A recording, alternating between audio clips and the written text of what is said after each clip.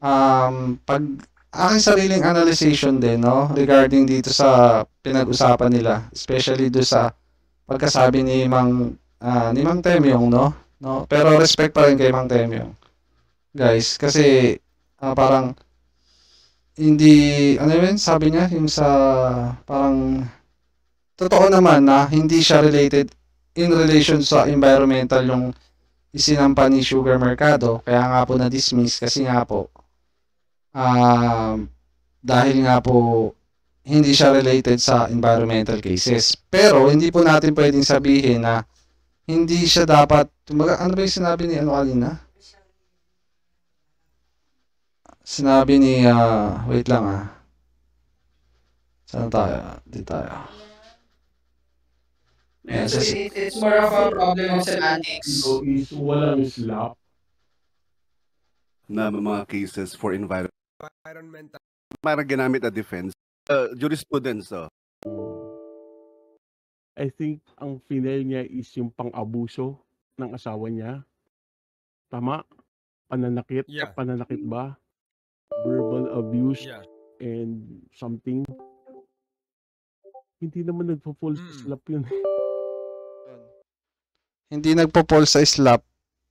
Pero kasi yung in-invoke doon, guys, ni Sugar Mercado ay slap. 'Di ba? So, Nagpo-fall yun sa Bausi, di ba? Yeah, may nag-exist Yeah, na exactly. And that's pwede the i-apply reason dun for sa me. case nila. That's the reason why Yeah. natalo siya. Oo. Kasi in-invoke niya yung Kasi- slap eh. Hindi ba in the first Yung place? denial niya, di ba? May question ako sa'yo, Hindi Mang dahil sa Tems. wala yung lumalabas kasi dito, dapat, parang ang sinasabi, dapat hindi yan yung naging example. Sa personal lang to sa sarili ko lang opinion, guys. Hindi dapat siguro ang parang sinasabi dito ni Monteño, hindi to dapat ang ginawang example ni FEJ, ni Fiscal EJ. Hindi po Bakit po ginawang example ni FEJ yung jurisprudence na to? Kasi nga po, doon sa example, may kasamang libel. Diba? Which is yung libel is kasama doon sa form ng mga slap. Kaya yan po yung ginawang example ni Fiscal EJ, no? For me, in fairness naman kay Mang Temyong, hindi po natin pwedeng sabihin na parang ang pinalalabas natin ay wag natin gamiting example yan. As fiscal na tuturo ng batas, no? Wag natin gamiting example yan kasi ano yan bouncy yan domestic violence yan. No, hindi po.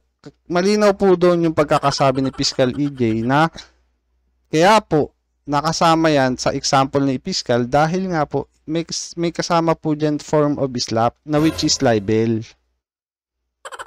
Di ba po? Yun po yung dahilan kung bakit naisama yan. So yun guys, yun lang naman.